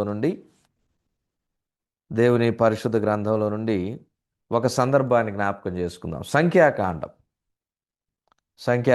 14వ అధ్యాయం. సంఖ్యాకాండం 14వ అధ్యాయం 2వ వచనము 3వ వచనమును చదువుకుందాం. మరియు ఇశ్రాయేలీలందరూ మోషే అహరోనులపైన సణుక్కొనిరి. ఆ సర్వ సమాజం, అయ్యో, ఐగుప్తులో మేమేల సావలేదు, అరణ్యమందు మేమేల సావలేదు. మేము కత్తివాత పడినట్లు యెహోవా మమ్మను ఈ దేశంలోనికి ఏల తీసుకొని వచ్చెను. మా భార్యలు, మా పిల్లలు కొల్లపోవుదురు. తిరిగి ఐగుప్తునకు వెళ్ళుట మాకు మేలు కాదా అని వారితో అనిరి. ఆ తర్వాత వాళ్ళు ఇంకొక పని చేయాలని చూస్తూ ఉన్నారు. అదేంటంటే యెహోషువను మరియు కాలేబులను, మోషేను కూడా రాళ్లతో కొట్టి చంపాలి అనుకుంటున్నారు. ప్రభునందు ప్రియమైన వారలారా, 9వ వచనం, మెట్టుకు మీరు యెహోవా మీద తిరగబడకుడి, ఆ దేశ ప్రజలకు భయపడకుడి, వారు మనకు ఆహారమగుదురు, వారి నీడ వారి మీద నుండి తొలగిపోయెను, యెహోవా మనకు తోడై ఉన్నాడు, వారికి భయపడకుడనిరి. ఆ సర్వ సమాజం వారిని రాళ్లతో కొట్టి చంపవలెను అనగా. ఇదే పరిస్థితి. ముందేమో గొప్ప పని ఉంది, ముందేమో దేవుడిచ్చినటువంటి వాగ్దానం ఉంది, ముందేమో నిరీక్షణ ఉంది, ముందేమో పాలు తేనెలు ప్రవహించు దేశం ఉంది. కానీ ఆ దేశంలో ఉన్నటువంటి జనులు చాలా ఉన్నత దేహులు కాబట్టి, నెఫీలీలు కాబట్టి, శత్రువు యొక్క బలమును చూచి ఇశ్రాయేలీలు భయపడుతూ ఉన్నారు. కానీ కేవలం ఇద్దరు మాత్రమే, యెహోషువ, కాలేబులు మాత్రమే తమ దేవునిని బట్టి ధైర్యము తెచ్చుకొని పని జరిగించి ముందుకు సాగాలి అని ఆశపడుతూ ఉన్నారు. చూడండి, భయపడేటటువంటి ప్రజల సంఖ్య ఏమో ఎక్కువగా ఉంది, ఆందోళన పరిచే ప్రజల సంఖ్య ఎక్కువగా ఉంది, ఐగుప్తుకు వెళ్ళాలి అనేటటువంటి ప్రజల సంఖ్య ఎక్కువగా ఉంది, ప్రతికూలతలు చూచినటువంటి వారి సంఖ్య ఎక్కువగా ఉంది. కానీ దేవునిని బట్టి ధైర్యం తెచ్చుకునే వారి సంఖ్య తక్కువగా ఉంది. సందర్భం ఏంటంటే, కనానును ఒక్కసారి వేగి చూచిరమ్మని మరి మోషే 12 గోత్ర ప్రధానులను పిలిచాడు. వారు వెళ్ళారు, చూచారు, వచ్చారు. ఆ దేశం గురించి చాలా గొప్పగా చెప్పారు. కానీ ఆ దేశంలో ఉన్నత దేహులు నెఫీలీలు ఉన్నారు. ఈ నెఫీలీలు దేవుని కుమారులకు మరి నరుల కుమార్తెలకు పుట్టినటువంటి సంతానం. వీరు చాలా ఉన్నత దేహులు, బలాఢ్యులు అన్నమాట. వీరిని చూడగా 10 మంది గోత్ర ప్రధానులకు భయం కలిగింది. ఇద్దరికి మాత్రమే ధైర్యం ఉంది. ఆ ఇద్దరు యెహోషువ కాలేబులు. మిగిలినటువంటి 10 మంది భయపడుతున్నారు. శత్రు బలమును చూచి భయపడుతున్నారు. పనిని ముందుకు జరిగించలేకపోతూ ఉన్నారు. కనానులో ప్రవేశించడానికి మరి ముందున్నటువంటి ఆ శత్రువులను చూచి భయపడుతూ ఉన్నారు. కానీ యెహోషువ కాలేబులు తమ దేవుని బట్టి ధైర్యం తెచ్చుకున్నారు. ప్రభునందు ప్రియమైన వారలారా, యెహోషువ కాలేబులు తమ దేవుని బట్టి ధైర్యం తెచ్చుకున్నారు కాబట్టి వాళ్ళను రాళ్లతో కొట్టి చంపాలని వీళ్ళు అనుకుంటూ ఉన్నారు. కానీ దేవుడు ఏం చేశాడో తెలుసా? ఆ తరము వారందరిలో కూడా మిగిలినటువంటి వారిని అందరినీ కూడా నశింపచేసి ఆ యెహోషువ కాలేబులను మాత్రమే కనానులో ప్రవేశపెట్టినట్లుగా మనం చూస్తూ ఉన్నాం. దేవుడు కాలేబు గురించి ఇచ్చిన మంచి సాక్ష్యం చూడండి. 24వ వచనం, సంఖ్యాకాండం 14వ అధ్యాయం. నా సేవకుడైన కాలేబు మంచి మనస్సు కలిగి పూర్ణ మనస్సుతో నన్ను అనుసరించిన హేతువు చేత అతడు పోయిన దేశములో అతని ప్రవేశపెట్టేదను. ప్రియమైన సహోదర సహోదరులారా, ఎన్ని ప్రతికూలతలు ఎదురైనా మనము పనిని దేవునిని బట్టి ధైర్యం తెచ్చుకొని జరిగించాలి. ఎందుకంటే దేవుడు మనకు పరమ కనానును వాగ్దానముగా ఇచ్చి ఉన్నాడు.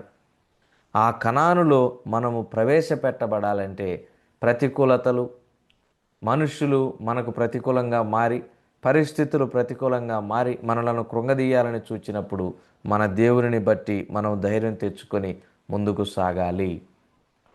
అందును బట్టి యెహోషువ కాలేబులు కనానులో ప్రవేశించినట్లుగా మనము పరమ కనానులో ప్రవేశిస్తామనేటటువంటి విషయాన్ని ఉదయకాల సమయంలో మనం నేర్చుకుంటున్నాం. దేవునిని బట్టి ధైర్యం తెచ్చుకున్న దావీదు. రెండవ మాట చూడండి, 8వ వచనం, సమూయేలు మొదటి గ్రంథం 30వ అధ్యాయం. 1 సమూయేలు 30:8 చదువుతున్నాను.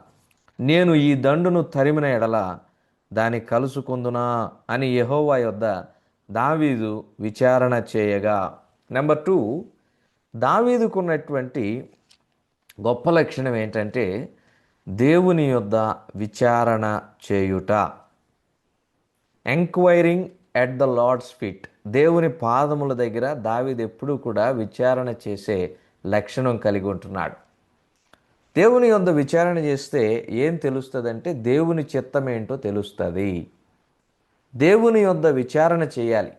ప్రభునందు ప్రియమైన సహోదర సహోదరులారా, ప్రతికూలతల్లో దేవుని యొద్ద విచారణ చేయడం అనేది సహజమే. కానీ అనుకూలతల్లో కూడా దావీదు దేవుని యొద్ద విచారణ చేసేటటువంటి లక్షణం కలిగి ఉంటున్నాడు. చూడండి, సమూయేలు 2వ గ్రంథం 2వ అధ్యాయం 1వ వచనం. ఇది జరిగిన తరువాత యూదా పట్టణములలోనికి నేను పోదునా అని దావీదు యెహోవా యొద్ద విచారణ చేయగా. ఏంటండి ఈ 2 సందర్భాల్లో ఉన్నటువంటి ప్రత్యేకతలు ఎప్పుడైనా ఆలోచన చేశారా? మొదటి సందర్భంలో దావీదుకు ఇక ఏ దిక్కు లేదు, ఏ ఆధారం లేదు. ఒకవేళ మనుషుల్ని ఆశ్రయించడానికి మనుషులేమో రాళ్లతో కొట్టి చంపాలనుకుంటున్నారు, పరిస్థితులేమో ప్రతికూలంగా ఉన్నాయి, అన్ని దారులు మూసుకొని పోయి ఉన్నాయి. ఇక దేవుడే దిక్కు. కాబట్టి ఏఫోదును ధరించుకొని, అబ్యాతారు ద్వారా ఏఫోదును తెప్పించుకొని ఏఫోదును ధరించుకొని దేవుని యొద్ద విచారణ చేస్తున్నాడు. రెండవ సందర్భం సమూయేలు 2వ గ్రంథం 2వ అధ్యాయం 1వ వచనంలో ఏమో మరలా దేవుని యొద్ద విచారణ చేస్తున్నాడు. నేను యూదా పట్టణంలోనికి వెళ్ళుదునా, దేవా నన్ను పంపిస్తావా, వెళ్ళొచ్చా? దేవుని యొద్ద విచారణ చేస్తున్నాడు. రెండవ సందర్భంలో అన్ని అనుకూలతలే. చంపాలనుకుంటున్నటువంటి సౌలు మరణించాడు, ప్రాణహాని తొలగిపోయింది, ముప్పు తొలగిపోయింది. తానేమో రాజుగా అవడానికి 1 అడుగు దూరంలో ఉన్నాడు. మరి ఈ సందర్భంలో తాను ఏం చెప్పినా కూడా నెరవేరుతుంది. యూదా పట్టణానికి వెళ్ళాలంటే వెళ్ళొచ్చు, ఎంతమందిని తీసుకొని వెళ్ళాలనుకుంటే అంతమందిని తీసుకొని వెళ్ళొచ్చు, ఏ ప్రాంతమునకు వెళ్ళాలనుకుంటే అక్కడికి వెళ్ళొచ్చు. సౌలు చనిపోయాడు, తనను తరుముతున్న సౌలు చనిపోయాడు, ఇక ప్రాణహాని లేదు. తాను ఏం చేయాలనుకుంటే అది చేయొచ్చు కూడా. ఆ సమయంలో కూడా దావీదు ఒక పని చేస్తున్నాడు. అదేంటంటే దేవుని యొద్ద విచారణ చేస్తున్నాడు. ప్రభునందు ప్రియమైన సహోదర సహోదరులారా, మనము రెండవ ప్రాముఖ్యమైనటువంటి విషయాన్ని ఏమని తెలుసుకుంటున్నామంటే, మనము దేవుని యొద్ద విచారణ చేయాలి. We have to enquire at the lord's feet. దేవుని యొక్క చిత్తం ఏంటో మనం తెలుసుకోవాలి. దేవుడు మన పట్ల కలిగి ఉన్న ఉద్దేశం ఏంటో మనం తెలుసుకోవాలి. అన్ని దారులు మూసుకొని పోయినప్పుడు దేవుడు మనకు ఏమి బయలుపరచాలనుకుంటున్నాడో దాన్ని మనం తెలుసుకోవాలి. అందుకనే మనం ప్రతి విషయంలో దేవుని యొక్క చిత్తం ఏంటో గ్రహించాలి, తెలుసుకోవాలి. సహాయకరంగా ఒక మాట చూద్దాం, చూడండి. ఎఫెసీ పత్రిక 5వ అధ్యాయం, ఎఫెసీ పత్రిక 5వ అధ్యాయం 17వ వచనం చదువుతున్నాను. ఇందు నిమిత్తము మీరు అవివేకులు కాక ప్రభు యొక్క చిత్తమేమిటో గ్రహించుకొనుడి. ప్రభునందు ప్రియమైన సహోదర సహోదరులారా, వివేకి అయినటువంటి విశ్వాసి దేవుని చిత్తమును గ్రహించి ఆ తర్వాత సాగిపోతాడు. దేవుని చిత్తమేంటో తెలుసుకోకుండా సొంత చిత్తమును అనుసరిస్తే చాలా ప్రమాదాలు ఎదురవుతాయి. ఉదాహరణకు రూతు గ్రంథం 1వ అధ్యాయం 1 నుంచి 6 వచనాలు మనం గనక చదివినట్లయితే, బెత్లెహేములో కరువు వచ్చింది. ఎలీమెలెకు ఏం చేశాడు? తన యొక్క భార్యను తీసుకొని, నయోమి 2 కుమారులు మహలోను కిల్యోను తీసుకొని బెత్లెహేమును విడిచి మోయాబు దేశానికి వెళ్ళిపోయాడు. దేవుని యొద్ద విచారణ చేయలేదు, దేవుడు వారిని వెళ్ళమనలేదు. స్వంత చిత్తమును అనుసరించి వారు మోయాబు దేశానికి వెళ్ళారు. 10 సంవత్సరాలు బాగానే ఉంది. బెత్లెహేమేమో దేవుని యొక్క మందిరానికి సాదృశ్యంగా ఉంది. రొట్టెల ఇల్లు అనే అర్థం. సమృద్ధిని విడిచిపెట్టాడు. స్వల్పకాలం వచ్చినటువంటి క్షామమును బట్టి మోయాబునకు వెళ్ళిపోయాడు. మోయాబులో 10 సంవత్సరాలు, అక్కడ కూడా స్వల్పకాలం క్షేమం. బెత్లెహేములో స్వల్పకాలం క్షేమం అయితే మోయాబులో స్వల్పకాలం క్షేమం. ఎంతో ఆనందాన్ని ఇచ్చింది. ప్రారంభం బాగానే ఉంది. ఈ 10 సంవత్సరాల్లో ఎలీమెలెకు చనిపోయాడు, మహలోను కిల్యోను చనిపోయారు. అసలు ఆ ఇంట పురుషుడనేవాడు లేడు. ఎంత విచారకరం అండి. కరువు వచ్చిందని దేవుడు వెళ్ళమని చెప్పలేదు, స్వంత చిత్తమును అనుసరించి వెళ్ళారు. ప్రభునందు ప్రియమైన సహోదర సహోదరులారా, ఇది మనకు పాఠం కదా. నినివేకు వెళ్ళమంటే తర్షీషుకు వెళ్ళినటువంటి యోనా మనకు ఒక పాఠం కాదా? స్వచిత్తమును అనుసరించక దేవుని చిత్తమును అనుసరించాలి. అవివేకులైన వారు స్వచిత్తమును అనుసరిస్తారు. దేవుని ప్రజలు దేవుని చిత్తమును అనుసరిస్తారు. ప్రతి విషయంలో దేవుని చిత్తమును అనుసరించాలి. ఒక ప్రయాణమునకు ముందు దేవుని చిత్తం ఏంటో, పరిచర్యకు ముందు దేవుని చిత్తం ఏంటో, పనికి ముందు దేవుని చిత్తం ఏంటో, ప్రారంభమునకు ముందు దేవుని చిత్తం ఏంటో, ప్రతి విషయంలో దేవుని చిత్తం ఏంటో గ్రహించి ఆయన చిత్తమును అనుసరించి నడుచుకొనుట మనకు ఆశీర్వాదకరం, దీవెనకరం. ప్రభునందు ప్రియమైన వారులారా, దావీదు తన యుద్ధానుభవం ఉపయోగించలేదు, తన హృదయంలో వచ్చిన ఆలోచనలను అనుసరించలేదు. ఏంటి పరిస్థితి అని దేవుని మీద సనగలేదు, గొనగలేదు. కానీ దేవుని యొద్ద విచారణ చేశాడు.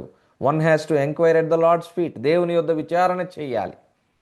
దేవుని పాదముల దగ్గర కనిపెట్టుకొని దేవుడిచ్చేటటువంటి సమాధానం కొరకు ఎదురు చూచి నిరీక్షణతో వేచి ఉండి ఎప్పుడైతే దేవుని చిత్తమును గ్రహిస్తామో అప్పుడే మనము అన్ని విషయములలో సఫలులమవుతాం అనే విషయాన్ని ఈ వాక్య భాగం ద్వారా తెలుసుకుంటున్నాం. ప్రభునందు ప్రియమైన సహోదర సహోదరులారా, దయచేసి గమనించండి. దేవుని పరిశుద్ధ గ్రంథంలో ఎంతోమంది భక్తులు ఉన్నారు, కానీ దేవుని యొక్క చిత్తం కొరకు కనిపెట్టినటువంటి ఒక భక్తుణ్ణి ఉదయకాల సమయంలో క్లుప్తంగా మనం జ్ఞాపకం చేసుకుందాం. చూడండి, ఆదికాండం 24వ అధ్యాయం. ఆదికాండం 24వ అధ్యాయం 12వ వచనం. నా యజమానుడగు అబ్రహాము దేవుడవైన యెహోవా, నేను వచ్చిన కార్యమును త్వరలో సఫలం చేసి నా యజమానుడగు అబ్రహాము మీద అనుగ్రహం చూపుము, చిత్తగించుము. నేను ఈ నీళ్ల ఓట యొద్ద నిలుచుతున్నాను. ఈ ఊరి వారి పిల్లలు నీళ్లు చేదుకొనుటకు వచ్చుచున్నారు. కాబట్టి నేను నీళ్లు త్రాగునట్లు నీవు దయచేసి నీ కడవను వంచుమని నేను చెప్పగా నీవు త్రాగుము, నీ ఒంటిలకును నీళ్లు పెట్టెదనని ఏ చిన్నది చెప్పునో ఆమెయే నీ సేవకుడైన ఇస్సాకు కొరకు నీవు నియమించినదై ఉండును గాక. దేవుని యొద్ద విచారణ చేస్తున్నాడు ఎలియాజరు. సమాధానం దొరికింది. దేవునిని స్తుతించాడు. ప్రియమైన సహోదర సహోదరులారా, ప్రతికూలమైన పరిస్థితులైనా అనుకూలమైన పరిస్థితులైనా మన స్వచిత్తమును అనుసరించే సందర్భాలు ఉన్న అన్ని దారులు మూసుకొని పోయినా దావీదు దేవుని యొద్ద విచారణ చేసినట్లుగా మనం కూడా విచారించే వారంగా ఉందాం. ఇది రెండవ ప్రాముఖ్యమైనటువంటి విషయం. మరి మూడవ ప్రాముఖ్యమైనటువంటి పాఠం ఏంటో తెలుసా? దేవుని యొద్ద దావీదు విచారణ చేయగా దావీదుకు పరిష్కారం దొరికింది. ఏంటా పరిష్కారం? సమూయేలు మొదటి గ్రంథం 30వ అధ్యాయం. సమూయేలు మొదటి గ్రంథం 30వ అధ్యాయం 11వ వచనం చదువుతున్నాను చూడండి. పొలములో ఒక ఐగుప్తీయుడు కనబడెను.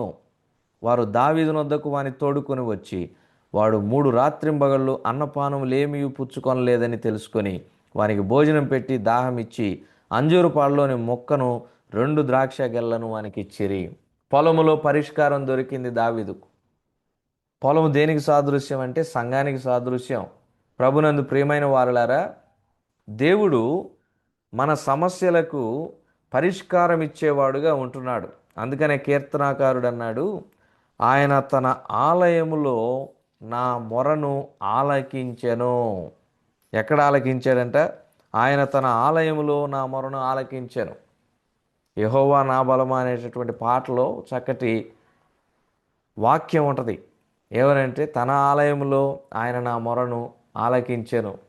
ప్రభునందు ప్రియమైన సహోదర సహోదరులారా, ఆయన తన ఆలయంలో మన మొరను ఆలకించేవాడుగా ఉన్నాడు. దేవుని యొద్ద విచారణ చేయగా దావీదుకు పరిష్కారం ఒక పొలంలో లభించింది. ఆ పొలంలో ఒక ఐగుప్తీయుడు ఉన్నాడు. అతడు అమాలేకీయులకు దాసుడుగా ఉన్నాడు. 3 దినములు తన యజమానుడు తన్ను విడిచిపెట్టేసినట్లుగా మనం చూస్తున్నాం. అతడికి ఆహారం లేదు, అన్నపానములు లేవు. నువ్వు ఎక్కడి నుంచి వచ్చావని అతన్ని అడిగితే అతడు సమాధానం చెబుతూ ఉన్నాడు, అయ్యా నాకు రోగం వచ్చింది, కాయిలా పడ్డానని నా అమాలేకీయుడైన యజమానుడు నన్ను విడిచిపెట్టేశాడు, ఇది నా పరిస్థితి అని చెప్పినప్పుడు దావీదు అంటున్నాడు, ఇదిగో అమాలేకీయులు ఎక్కడికి వెళ్ళారో నువ్వు మాకు దారి చూపించగలవా అంటే, నా ప్రాణమునకు మీరు హాని కలగజేయకుంటే మీకు దారి చూపిస్తానన్నాడు. దావీదుతో కూడా వెళ్ళాడు. అమాలేకీయులు ఎక్కడున్నారో దారి చూపించాడు. మరి దావీదు వారిని హతము చేసి తన వారిని తీసుకుని వచ్చేదానికి ఈ ఐగుప్తీయుడు ఒక దిక్సూచిగా ఉన్నాడు. ప్రభునందు ప్రియమైన వారలారా, పొలములో చేర్చబడిన ఒక ఐగుప్తీయుడు. వాస్తవానికి అతడు ఇశ్రాయేలీయుడు కాదు, యూదా జాతివాడు, అంతకంటే కాదు, ఒక అన్యుడు. ఎక్కడ చేర్చబడ్డాడు? పొలములో. ఎక్కడ నుంచి దావీదుకు సమాధానం చూపించి దారి చెప్పాడు? పొలములో ఉన్నటువంటి ఆ వ్యక్తి కాయిలా పడి చనిపోయే పరిస్థితిలో ఉండగా దావీదుకు దారి చూపించాడు, అమాలేకీయులను పట్టుకునేటట్లుగా చేశాడు. ప్రభునందు ప్రియమైన వారలారా, దేవుని యొద్ద విచారణ చేసినప్పుడు దేవుడు పరిష్కారం ఇచ్చి సమాధానం ఇచ్చి మనలను సరి అయినటువంటి త్రోవలో నడిపించి మన కార్యమును సఫలం చేస్తాడు. ప్రభునందు ప్రియమైన వారలారా, దేవుని యొద్ద విచారణ చేసిన దావీదు తన సమస్యకు పరిష్కారమును కనుగొనగలిగాడు. దేవుని యొద్ద విచారణ చేశాడు. ఆ తర్వాత సమస్యకు పరిష్కారమును తెలుసుకున్నాడు. చూడండి, అమాలేకీయులను దావీదు ఎలా హతం చేశాడో సమూయేలు మొదటి గ్రంథం 30వ అధ్యాయం ఒక మాట 17వ వచనం. దావీదు సంగతిని గ్రహించి సంధ్యవేళ మొదలుకొని మరునాటి సాయంత్రం వరకు వారిని హతము చేయగా ఒంటెల మీద ఎక్కి పారిపోయిన 400 మంది యవనులు తప్ప తప్పించుకొనిన వాడు ఒక్కడునూ లేకపోయెను. దావీదు అందరినీ కూడా మరి హతం చేసి తిరిగి వచ్చినట్లుగా మాత్రమే కాదు, తాను దేన్నైతే కోల్పోయాడో దానిని అంతటిని కూడా తిరిగి సంపాదించుకున్నట్లుగా కొద్దిదేమి గొప్పదేమి ఏది తక్కువ కాకుండా వెనక్కి తిరిగి తెచ్చుకున్నట్లుగా మనం చూస్తున్నాం. ఇదంతా దేని వలన సాధ్యమైంది? దేవుని యొద్ద కనిపెట్టి దేవుని యొద్ద విచారణ చేయటం వలన సాధ్యమైంది. తిరిగి మొత్తం కూడా మరి సంపాదించుకున్నాడు. సంపాదించుకున్న తర్వాత దావీదు కొల్ల సొమ్మును పంచిపెట్టేటటువంటి క్రమంలో ఒక పని జరిగిందండి. ఆ పని ఏంటంటే, ఇదిగో వీళ్ళందరికీ కూడా సమభాగంలో నువ్వు మరి తీసుకొని వచ్చిన కొల్ల సొమ్మును పంచిపెట్టాలి అని చెప్పినప్పుడు అక్కడ ఉన్నటువంటి పనికి మాలినటువంటి మనుషులు కొంతమంది, 22వ వచనం, పనికి మాలిన వారైన కొందరు ఏం చేస్తున్నారంటే, ఇదిగో అలసట చేత సామాను దగ్గర ఉన్నటువంటి 200 మందికి మనం ఎందుకు భాగం ఇవ్వాలి? యుద్ధానికి వచ్చినటువంటి 400 మంది కష్టపడ్డారు, ప్రాణాలకు తెగించారు, అమాలేకీలను హతం చేశారు. సామాన్ దగ్గర ఉండేటటువంటి వాళ్ళకు భాగం ఎందుకు ఇవ్వాలి అని చెప్పి పనికిమాలిన వారు ఒక క్రొత్త వాదనను తీసుకుని వస్తే, దావీదు ఏమంటున్నాడో తెలుసా? యుద్ధమునకు పోయినటువంటి వారి భాగం ఎంతో, సామాను యొద్ద నిలిచినటువంటి వారి భాగం కూడా అంతే. ప్రభునందు ప్రియమైన వారలారా, దావీదు దగ్గర మనము నేర్చుకోవాల్సినటువంటి మూడవ ప్రాముఖ్యమైనటువంటి విషయం ఏంటంటే, దావీదు చక్కటి ప్రత్యుత్తరం ఇచ్చినటువంటి వాడు. అంటే సమాధానపరిచేటటువంటి మాట మాట్లాడేటటువంటి వాడు. ఉన్నటువంటి సమాధానమును పాడు చేసినటువంటి వాడు కాదు, దెబ్బతీసేటటువంటి వాడు కాదు. లేదు, వీళ్ళు యుద్ధానికి రాలేదు, సామాన్ దగ్గరే ఉన్నారు, వీళ్ళేం కష్టపడలేదు కదా, వీళ్ళకెందుకు మనం తీసుకొని వచ్చిన కొల్ల సొమ్ములో భాగం ఇవ్వాలి అని మాట్లాడిన వాడు కాదు దావీదు. కనికరము చూపని వాడు కాదు. వాళ్ళు అలసట చెంది ఉన్నారు, రాలేరు కాబట్టి ఆగిపోయారు. అలాగని చెప్పి వాళ్ళను మనం తీసివేయలేం కదా. ముందున్నటువంటి యుద్ధాల్లో ఎన్నిట్లో వాళ్ళు మనకు సహాయం చేశారు. కాబట్టి వాళ్ళ భాగం వాళ్ళకు మనం ఇవ్వకపోతే ఎలాగా? యుద్ధమునకు వెళ్ళిన వారి భాగం ఎంతో, సామాను యుద్ధ నిలిచిన వారి భాగం కూడా అంతే అన్నాడు 24వ వచనంలో. వారి భాగం వారికి పంచి పెట్టాడు. ప్రభునందు ప్రియమైన వారులారా, ఈ పంచిపెట్టేటటువంటి పరిచర్య చాలా కష్టతరమైన పరిచర్య అండి. సంఘంలో చాలా ఛాలెంజెస్ ఎదుర్కొంటాం. ఎందుకంటే నడిపించేటటువంటి వారు ఒక్కొక్కసారి పాట ఇవ్వకపోయినా, ప్రార్థన ఇవ్వకపోయినా, పరిచర్య ఇవ్వకపోయినా, ప్రశంసించకపోయినా, గుర్తించకపోయినా ఖచ్చితంగా ఇబ్బందులు తెచ్చిపెట్టే పరిచర్య ఏదైతే ఉందో అదేంటంటే పంచిపెట్టే పరిచర్య. దావీదు ఆ పరిచర్యను శుద్ధ మనస్సుతో చేశాడు కాబట్టి అక్కడ సమస్య ఉత్పన్నం కాల, ఉత్పన్నమైన సమస్య పరిష్కారమైంది. సంఘములో నడిపించేటటువంటి పెద్దలు, అధ్యక్షులైన వారు, నాయకులైన వారు పంచిపెట్టే పరిచర్యను శుద్ధ మనస్సుతో చేయాలి, పక్షపాతంతో కాదు. మనవాడు కాబట్టి అతని సాక్ష్యం ఎలాగున్నా, అతని నేపథ్యం ఎలాగున్నా, అతని జీవితం ఎలాగున్నా తీసుకొని వచ్చి అందలం ఎక్కించకూడదు. మనవాడు కాదు కాబట్టి ఎంత మంచివాడైనా, ఎంత యోగ్యుడైనా, ఎంతటి సత్సాక్ష్యము కలిగిన వాడైనా ప్రక్కన పెట్టకూడదు. పంచిపెట్టుటలో పక్షపాతం ఉండకూడదు. పక్షపాతం కలిగిన వారిని ఏమని సంబోధిస్తుంది వాక్యం? 1 సమూయేలు 30:22 పనికి మాలిన వారు. పంచిపెట్టేవారు శుద్ధ మనసు కలిగి పక్షపాతం లేనివారు ఎలాంటి వారంట? రోమాపత్రిక 12వ అధ్యాయానికి రండి, 8వ వచనం చదువుకుందాం. రోమా 12:8. బోధించువాడైతే బోధించుటలోను, హెచ్చరించువాడైతే హెచ్చరించుటలోను పని కలిగి ఉందుము. పంచిపెట్టువాడు శుద్ధ మనసుతోనూ, పై విచారణ చేయువాడు జాగ్రత్తతోనూ, కరుణించువాడు సంతోషముతోనూ పని జరిగింపవలెను. ఇదండి దావీదు చేసిన పని. శుద్ధ మనసుతో పంచిపెట్టాడు. ఎక్కడ పక్షపాతం లేదు, బంధుప్రీతి లేదు. వీళ్ళు రాలేదు అని చెప్పి వాళ్ళ మీద తక్కువ చూపు లేదు, పని చేయలేదు అని చెప్పి వాళ్ళ విషయంలో కఠినంగా వ్యవహరించలేదు. ప్రేమతో వ్యవహరించాడు, శుద్ధ మనసుతో పంచిపెట్టాడు. కాబట్టి సమస్య ఉత్పన్నం కాలేదు, సమస్య పరిష్కారమైంది.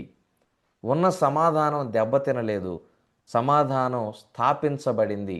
ప్రభునందు ప్రియమైన వారులారా, ఈరోజున సంఘాలు ఎందుకు ఇలా విచ్ఛిన్నమవుతున్నాయి? సంఘాల్లో ఎందుకు సంతోషం లేదంటే పంచిపెట్టేటటువంటి వారు శుద్ధ మనస్సుతో పంచిపెట్టలేకపోతున్నారు కాబట్టి. బాధాకరమైన విషయం. ఆ శుద్ధ మనస్సు అందరిలో ఉండాలి, ప్రతి ఒక్కరిలో ఉండాలి. ఇదిగోండి, ఇక్కడ ఉన్నటువంటి ఈ పనికిమాలిన స్వభావం కలిగిన వారు అనేక మంది సంఘాల్లో ఉంటారు. బాధను కలిగిస్తారు, ఇబ్బందులు కలుగజేస్తారు, సమాధానమును పాడు చేయాలని చూస్తారు, సంఘాలను చేల్చాలని చూస్తారు. కానీ శుద్ధ మనసు కలిగినటువంటి వారు ఆ సమస్యకు పరిష్కారం చూపించి పక్షపాతం లేకుండా ముందుకు సాగిపోతారు. దావీదు ఆ పని చేశాడు. సంఘముల్లో ఇలాంటి వాతావరణం ఉండాలనే విషయాన్ని మనం చూస్తున్నాం. మరి చివరిగా ఒకే ఒక్క మాటను జ్ఞాపకం చేసుకుందాం. చూడండి, 26వ వచనం 1 సమూయేలు 30వ అధ్యాయం. దావీదు సిక్లగునకు వచ్చినప్పుడు దోపుడు సొమ్ములో కొంత తన స్నేహితులైన యూదా పెద్దలకు ఏర్పరిచి, యెహోవా శత్రువుల యొద్ద నేను దోచుకొనిన సొమ్ములో కొంత ఆశీర్వాద సూచనగా మీకు ఇచ్చుచున్నానని చెప్పి వారికి పంపించెను. దావీదు కొల్ల సొమ్మును పెద్దలకు పంపిస్తూ ఉన్నాడు. ఇది చాలా శ్రేష్టమైనటువంటి విషయం. పెద్దలను గౌరవించుట, పెద్దలను సన్మానించుట. ప్రతి సంఘములో పెద్దలను ఏర్పరిచినట్లుగా మనం అపోస్తుల కార్యాల గ్రంథం 13వ అధ్యాయంలో చూస్తూ ఉన్నామండి. వారు ప్రతి సంఘములో పెద్దలను 14వ అధ్యాయం చూడండి, అపోస్తుల కార్యాలు 14వ అధ్యాయం 23, 14, 23. మరియు ప్రతి సంఘములో వారికి పెద్దలను ఏర్పరిచి అనే మాటను చూస్తున్నాం. సంఘములో ఉన్నటువంటి పెద్దలను గౌరవించడం, సన్మానించడం వాక్యానుసారమైన క్రమం అండి. We have to obey hour elders in the assembly. దావీదు చూడండి 26వ వచనం 1 సమూయేలు 30లో, తన స్నేహితులైన యూదా పెద్దలకు ఏర్పరిచి, ఏర్పరిచాడు? దోపుడు సొమ్ములో కొంత.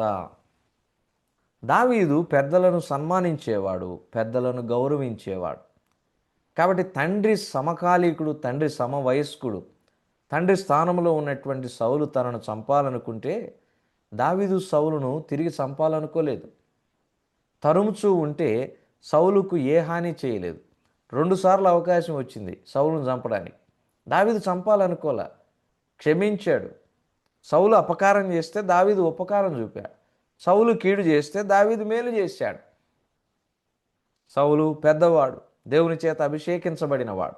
అలాగే మన సంఘములో దేవుని చేత అభిషేకించబడి నియమించబడినటువంటి పెద్దలు ఉన్నారండి. We have to respect them. సహాయకరంగా ఒక మాట చూద్దాం, చూడండి. తిమోతికు రాసిన మొదటి పత్రిక 5:17 చదువుతున్నా. 1 తిమోతి 5:17. బాగుగా పాలన చేయు పెద్దలను, విశేషముగా వాక్యమందును ఉపదేశమందును ప్రయాసపడు వారిని రెట్టింపు సన్మానమునకు పాత్రులనుగా ఎంచవలెను. పెద్దలను ఏం చేయాలి? సన్మానమునకు పాత్రులుగా ఎంచాలి. ఇంత మాత్రమే కాదు, ఇంకా చాలా మాటలు ఉన్నాయి. చూడండి, యాకోబు పత్రిక ఒకసారి రండి. యాకోబు పత్రిక 4వ అధ్యాయం 10వ వచనం. నా సహోదరులారా, ప్రభునామమున బోధించిన ప్రవక్తలను శ్రమానుభవమునకును ఓపికకును మాదిరిగా పెట్టుకొనుడి. హెబ్రీ పత్రిక 13వ అధ్యాయం 7వ వచనం.